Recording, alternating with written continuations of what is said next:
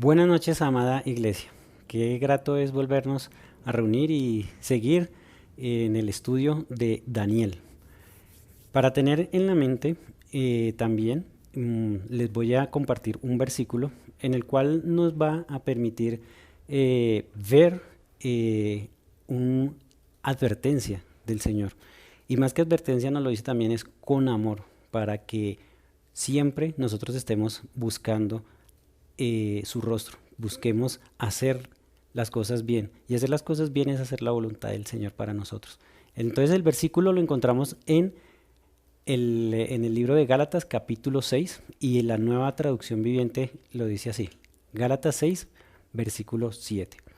No se dejen engañar. Nadie puede burlarse de la justicia de Dios. Siempre se cosecha lo que se siembra. Vamos a orar. Padre, gracias te damos, Señor, por el tiempo que vamos a tener, Señor, en esta noche. Y, Señor, abre nuestro corazón y nuestro entendimiento, Señor, para ver, Señor, que tu palabra, Señor, nos hable, que tu palabra nos aliente, nos levante, Señor, pero que también, Señor, nos confronte, Señor, en cómo estamos viviendo, Señor. Sabemos que tú eres Dios, Señor, y nada que se haga en esta tierra, Señor, está oculto para ti y ante tus ojos, Señor. Y todo lo que hagamos, Señor, va a tener una consecuencia, Señor, buena o mala, Señor, pero así va a ser, Padre. Gracias te damos, Señor, por permitirnos tener otra vez estudio de Daniel en esta noche, Padre. En el nombre de Jesús te lo pedimos y te oramos. Amén. Bien, entonces, ya veíamos anteriormente que Daniel significa Dios es mi juez o Dios es juez.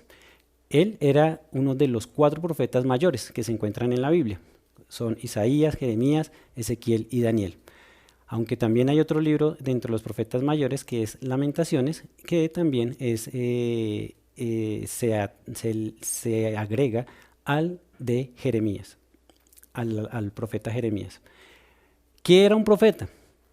Un profeta era un vocero autorizado, alguien que habla de Dios al hombre, alguien que declara el mensaje que Dios le ha revelado. ¿Y cuál es el deber del profeta? El deber principal del profeta era declarar el mensaje de Dios a su pueblo. Daniel profetizó a judíos cautivos en Babilonia, pero también a los reyes gentiles que estaban en esa época. Él mismo siendo deportado cuando era joven, a sus 15 años alrededor, sirvió a las cortes de Babilonia, de Persia, entre los años 605 y 535 a.C., donde vemos el poder soberano de Dios, el único Dios verdadero que juzga y echa abajo todas esas potencias mundiales rebeldes y libra a su pueblo por su fidelidad, la de Dios. Dios le dio a Daniel un poder sobrenatural, el cual ya hemos leído. Era la interpretación de los sueños.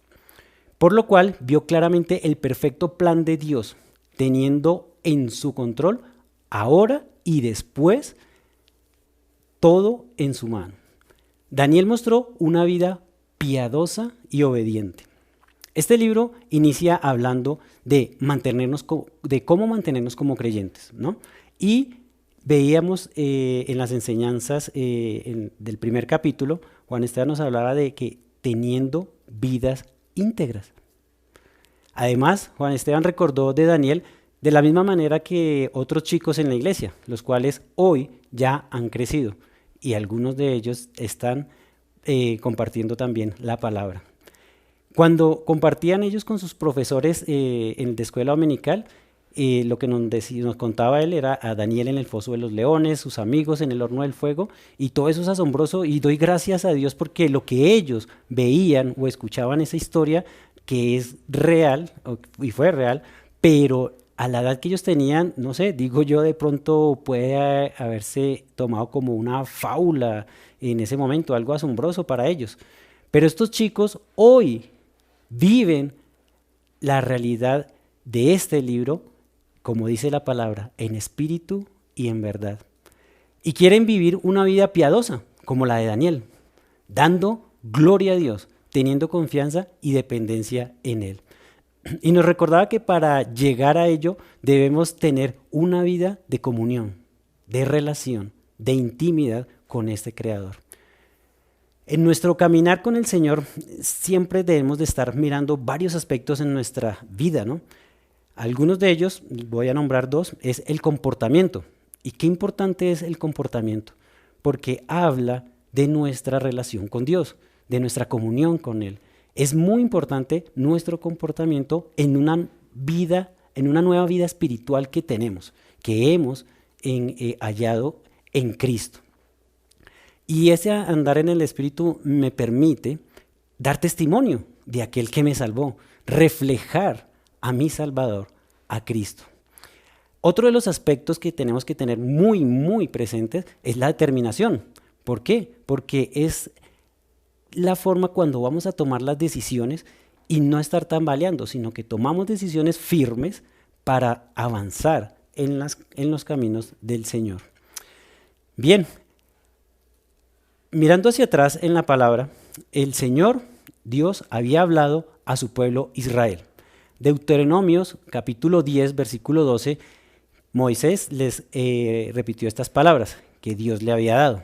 Ahora pues, Israel, ¿qué pide Jehová tu Dios de ti? Sino que temas a Jehová tu Dios, que andes en todos sus caminos y que lo ames y sirvas a Jehová tu Dios con todo tu corazón y con toda tu alma. Entonces, esto implicaba varias cosas, ¿cierto?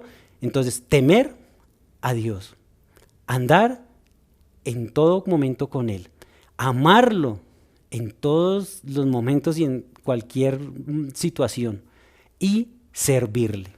¿Y cómo? Con todo el corazón, con toda el alma. Y qué bueno también cuando vamos al Nuevo Testamento y las mismas palabras las habla el Señor Jesucristo. Cuando dice en Marcos capítulo 12, versículo 30, y amarás al Señor tu Dios con todo tu corazón y con toda tu alma y con toda tu mente y con todas tus fuerzas. Este es el principal mandamiento. Y esto es lo que Dios quería, no ahora, sino de siempre, que le amemos, que le busquemos, que andemos con Él, pero no con una parte de nuestra vida. No, Él no quiere las migajas, Él no quiere pequeñas cosas, Él quiere todo, todo de nosotros. En el contexto histórico, también después del pueblo de Israel a sus seguía, entonces vemos que salieron del cautiverio de Egipto y el Señor los llevó a la ciudad, a la tierra prometida, y estando ya allí, ellos tomaron posesión de la tierra prometida. Estuvo allí David, estuvo Salomón. Salomón hizo hizo muchas cosas buenas, pero también se equivocó al tomar algunas decisiones con respecto a las esposas que tuvo, lo cual llevaron a un cambio total en el pueblo de Israel, y las 12 tribus se empezaron a tener encuentros y se dividieron. El pueblo de Israel se dividió, esas 12 tribus que conformaban su pueblo, el pueblo de Dios, se dividió. Y fue allí cuando encontramos entonces el reino del norte, que estaba Israel, y el reino del sur, que era Judá. Entonces, viniendo allí, saliendo ya después de ahí, el pueblo de Israel cayó cautivo a las manos de Babilonia. Años después fue el pueblo de Judá. Y más o menos allí en el año 605 fueron cuando algunas personas fueron llevadas a Babilonia, y entre ellas estaba Daniel, Ananías, Misael y Azarías. Y ahí es donde miramos que arranca Daniel. Entonces, en ese momento, el rey de Babilonia era Nabucodonosor y el rey de Judá era Joacim. Daniel 1:8 nos dice, y Daniel propuso determinación en su corazón, no contaminarse con la porción de la comida del rey, ni con el vino que él bebía. Pidió, por tanto, al jefe de los eunucos que no se obligase a contaminarse. Y el versículo 2 dice, y el Señor entregó en sus manos, perdón, el versículo 9, es el versículo 9, y puso Dios a Daniel, o sea, no fue Daniel porque es que él era el más astuto allí y el más inteligente de todos los que estaban allí, de todos los muchachos, ¿no? No, dice, y puso Dios a Daniel en gracia y en buena voluntad con el jefe de los eunucos. Eso sucedió en el capítulo 1. En el capítulo 2, y esto es haciendo una introducción, vemos el sueño de Nabucodonosor, la imagen de los 4 metales. En el capítulo 3, el horno ardiendo y los 3 amigos de Daniel echados allí en el horno de fuego por no inclinarse ante la imagen que se había creado. En el capítulo 4, Nabucodonosor tuvo otro sueño, el del árbol, y su interpretación la vemos allí. Y llegamos a este capítulo 5, donde algunos eruditos hablan que entre el capítulo 4 y el capítulo 5 han pasado alrededor de 20 años. ¿Cómo terminó el capítulo 37? El capítulo 4 de Daniel está en el versículo 37, donde nos dice: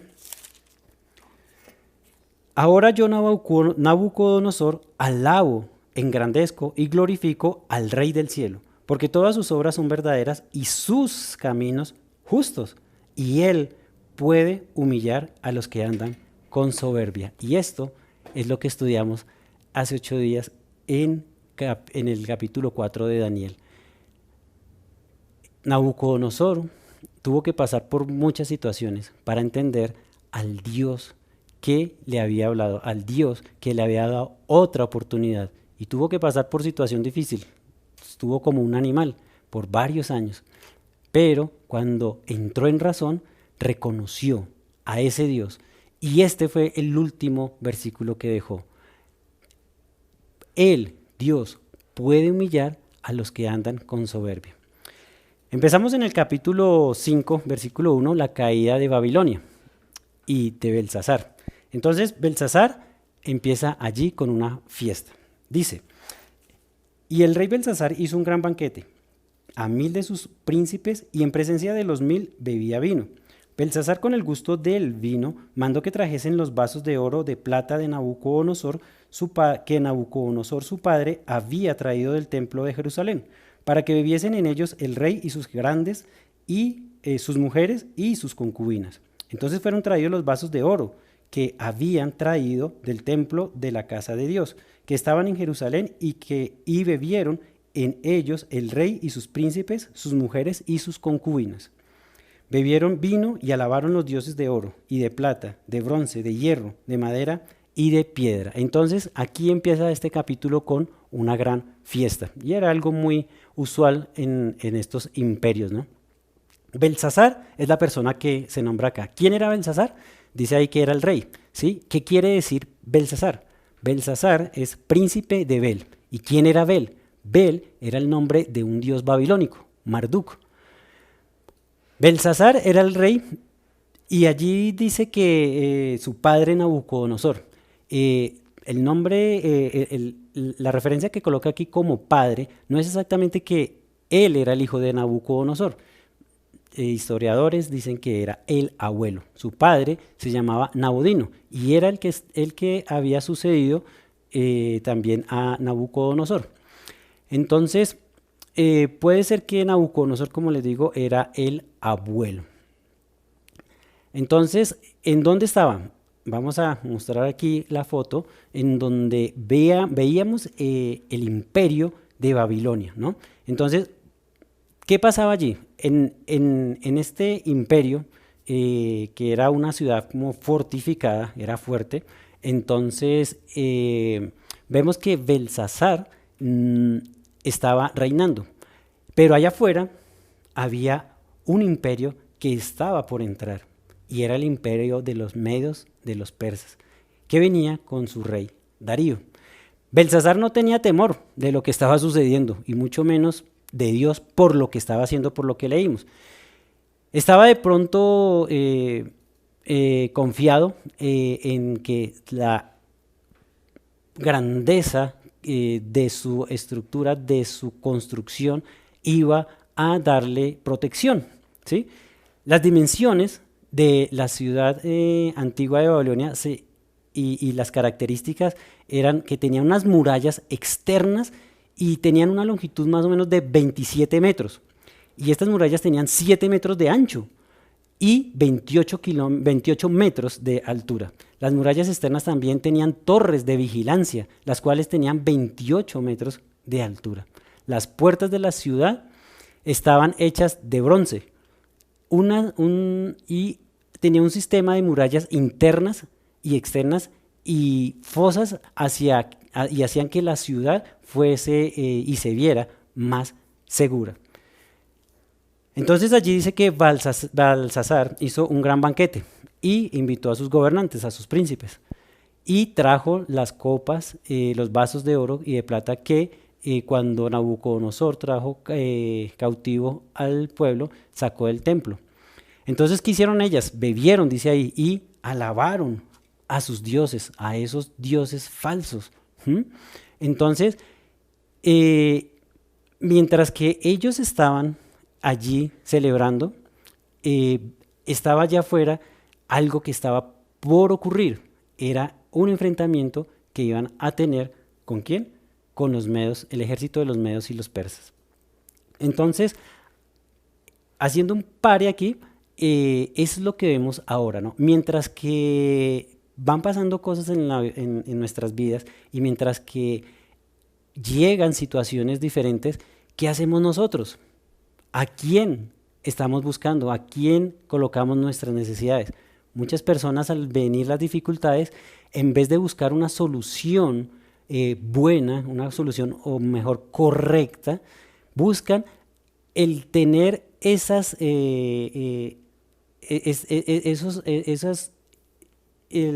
reuniones y buscar ese descanso y buscar esa solución en otras cosas que son subjetivas, ¿sí? Entonces, habiendo un problema allí, él hace una fiesta y eso es lo que pasa. Muchas personas quieren alejarse de las situaciones difíciles, ¿cómo?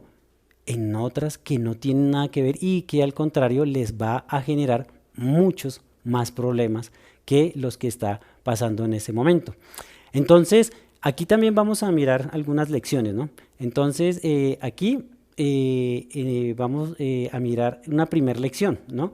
Entonces, primero que todo, tú y yo tenemos que hacer esas murallas, pero no para defendernos de guardar más bien pecado y de guardar más cosas malas en nuestras vidas, sino que tenemos que poner esas murallas contra el pecado.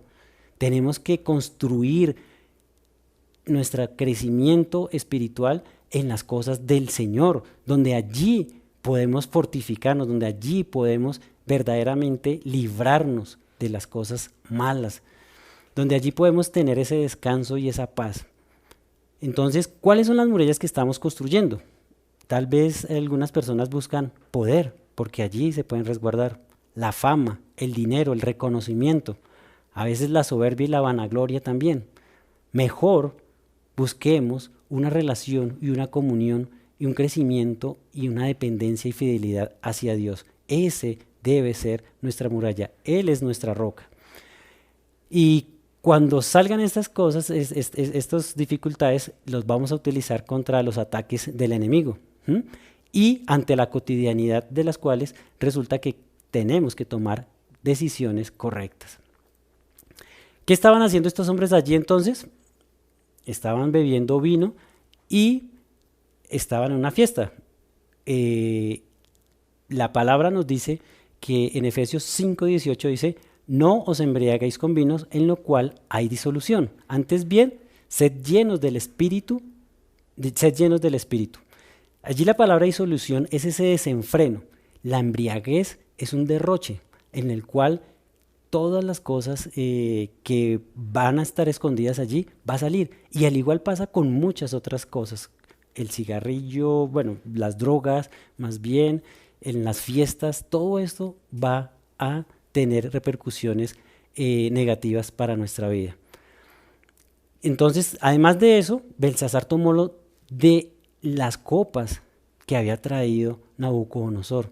Entonces, no solamente fue necio y no tuvo control, sino que además cometió sacrilegio y blasfemó en alto grado y por lo tanto él sería castigado. Recuerda, Gálatas 6, versículo 7 nos dice, no se dejen engañar, nadie puede burlarse de la justicia de Dios, siempre se cosecha lo que se siembra.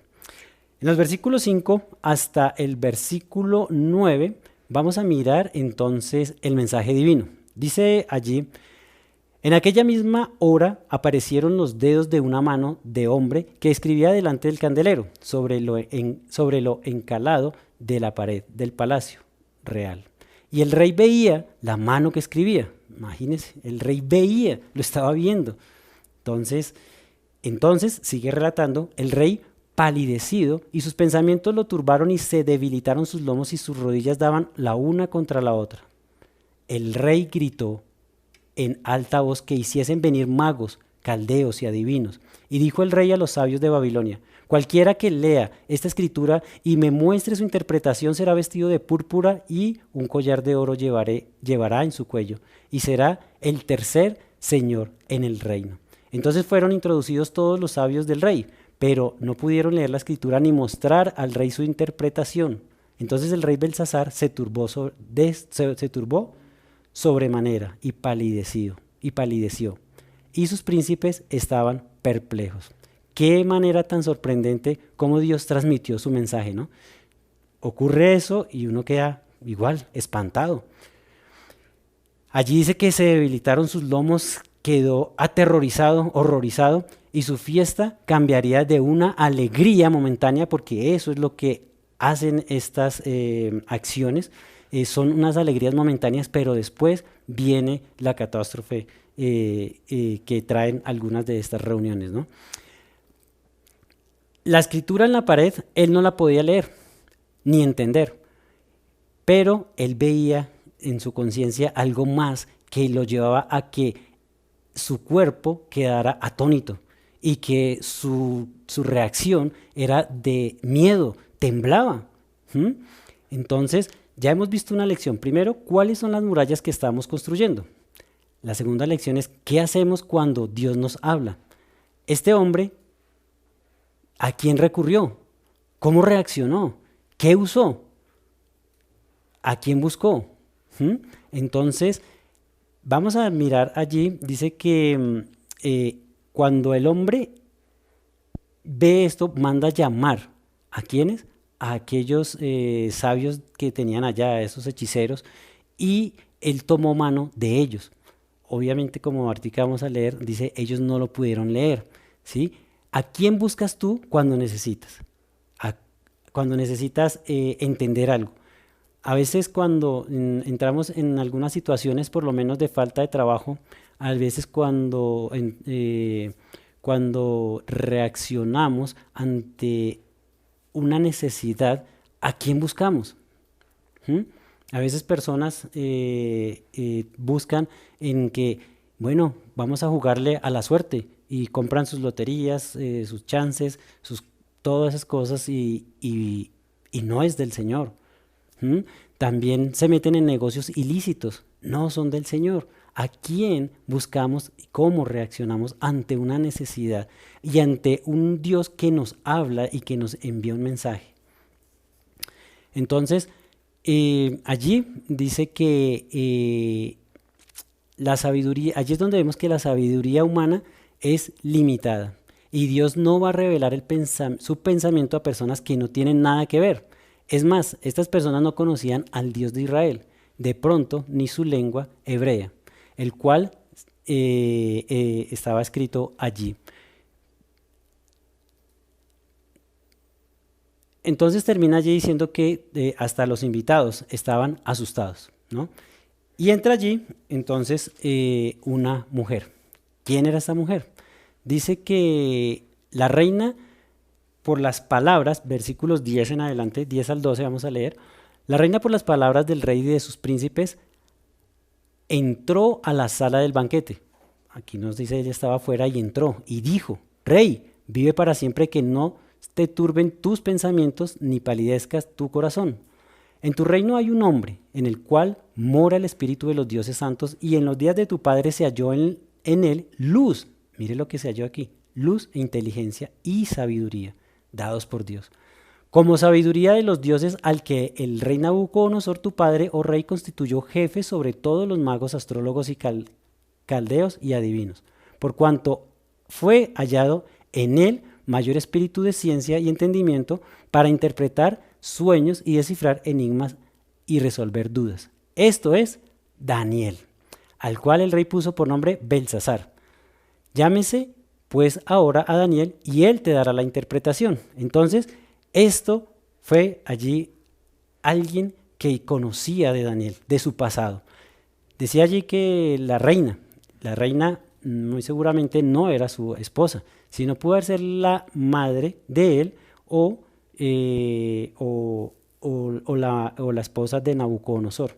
Entonces esta reina, ella conocía, ella escuchó que había sucedido algo y ella recordó lo que ya había pasado con Daniel. Probablemente Daniel ya no estaba dentro del grupo de gobernantes de ese momento. Y entonces el rey Belsasar, ¿qué hace? Va y manda que busquen a Daniel. Entonces, versículos 13 al 16 nos dice que entonces Daniel fue traído delante del rey y dijo el rey a Daniel, ¿eres tú aquel Daniel de los hijos de la cautividad de Judá que mi padre trajo de Judea? Yo he oído de ti que el espíritu de los dioses santos está en ti y que en ti se halló luz, entendimiento y mayor sabiduría. Y ahora fueron traídos delante de mí sabios y astrólogos para que leyesen esta escritura y me diesen su interpretación, pero no han podido mostrarme la interpretación del asunto. Yo pues he oído de ti que puedes dar interpretación y resolver dificultades. Si ahora puedes leer esta escritura y darme su interpretación, serás vestido de púrpura y un collar de oro llevarás en tu cuello y serás el tercer señor en el reino. ¿Por qué le decía que el tercer señor?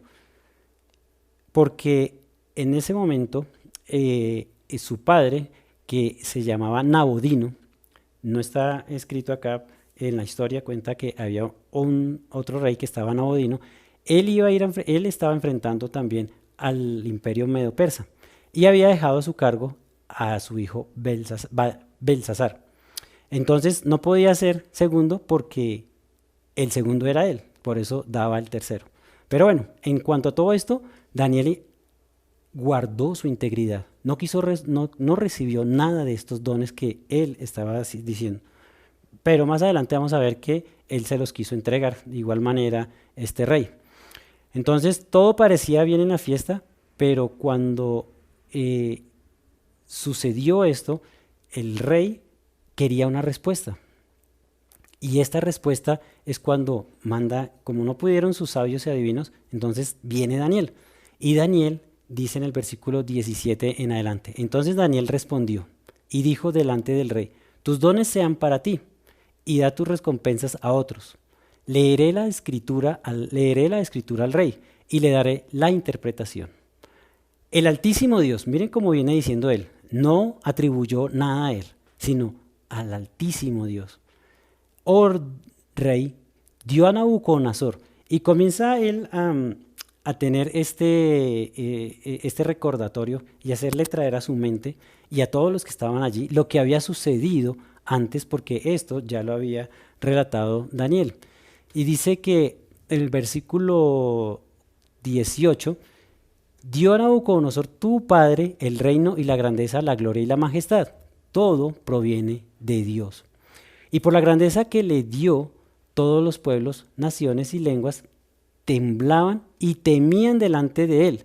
A quien quería mataba y a quien quería daba vida. Engrandecía a quien quería y a quien quería humillaba.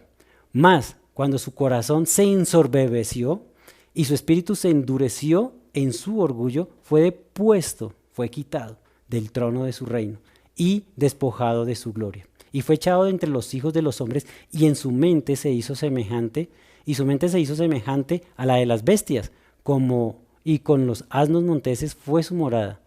Hierba le hicieron comer como a buey, y su cuerpo fue mojado con el rocío del cielo hasta que reconoció que el Altísimo Dios tiene dominio sobre el reino de los hombres y que pone sobre él al que place. Y tú, entonces primero le hace recordar y que trayera a ese momento lo que ya había pasado con Nabucodonosor. Nabucodonosor tuvo un par de oportunidades. ¿Mm? Y ahorita le estaba hablando, eso era lo que hizo Nabucodonosor. Pero ahora tú, sabiendo todo esto que le estaba haciendo recordar, pero tú, su hijo Belsasar, no te has humillado.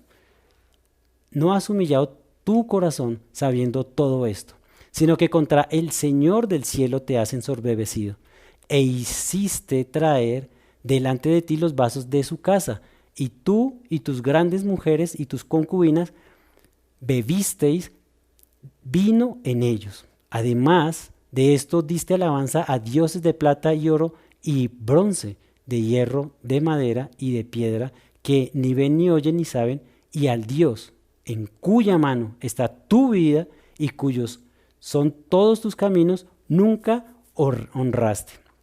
Entonces ahí le llamó la atención y le estaba diciendo, tú estás haciendo esto.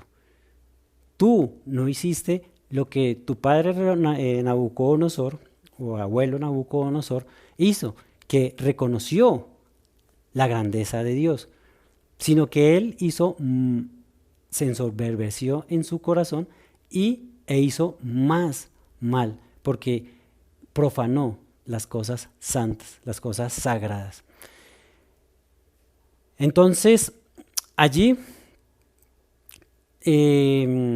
Daniel 4, 19, nos decía que entonces Daniel, cuyo nombre era Belsasar, quedó atónito.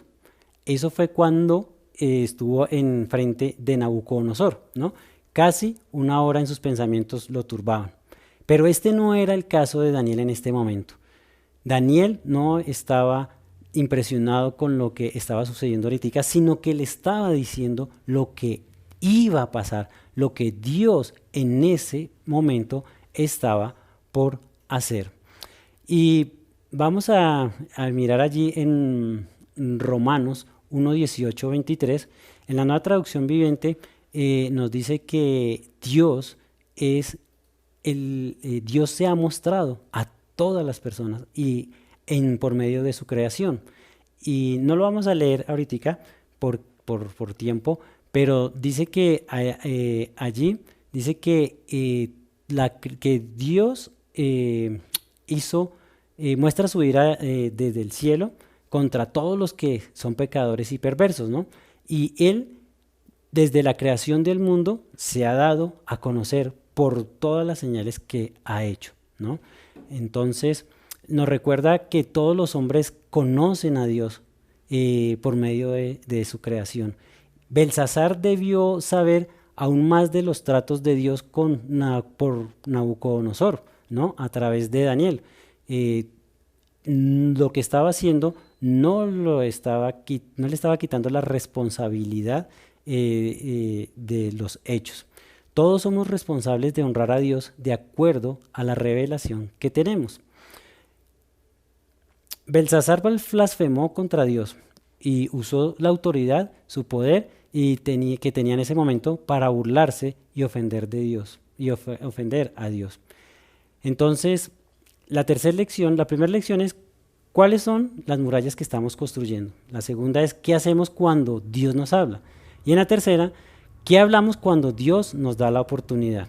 Entonces, aquí vamos a ver la escritura en la pared, que es lo que Belsasar quería saber. Dice que entonces, versículo 24 dice, entonces de su presencia fue enviada la mano que trazó esta escritura. Y la escritura que trazó es Mene, Mene, Tekel, Uparsin. Esta es la interpretación y aquí la va a dar Daniel. Mene dice que es, contó Dios tu reino y le ha puesto fin. Tekel, pesado ha sido tu balanza y fuiste hallado falto. Pérez, que es el singular de Uparsin, tu reino ha sido roto y dado a los medos y a los persas. Y dice que entonces mandó Belsasar a vestir a Daniel de púrpura y poner en su cuello un collar de oro y proclamar que él era el tercer señor del reino. Entonces, ¿qué era lo que estaba escrito allí en la escritura? Y en la pared, en la escritura que estaba allí puesta. Entonces, ellos no entendían esta escritura porque no tenían la revelación. Mene estaba hablando de contar, ¿sí? Era la numeración que se hacía.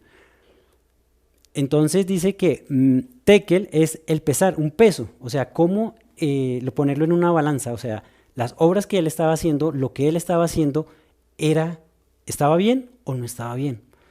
Pérez es la división. Entonces, ¿qué era lo que ya Daniel había profetizado? O no profetizado, sino que había salido de su primer sueño con Nabucodonosor. Iba a haber un juicio y él iba a tener el juicio y no iba a tener como Nabucodonosor alguna otra oportunidad. Esa era la oportunidad que tenía en ese momento, ¿no? Entonces aquí Daniel hace una evaluación y le dice a